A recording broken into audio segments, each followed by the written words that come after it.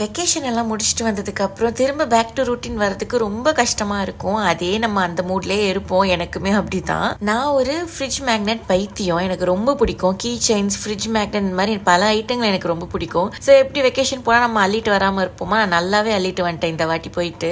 என்னுடைய ஃப்ரிட்ஜை வந்து லைட்டா கிளீன் பண்ணி விட்டுட்டு நான் வாங்கிட்டு வந்த ஃப்ரிட்ஜ் மேக்னெட்டும் அப்புறம் ஆல்ரெடி உள்ளது எல்லாத்தையுமே நான் அரேஞ்ச் பண்ணி வச்சுட்டேன்.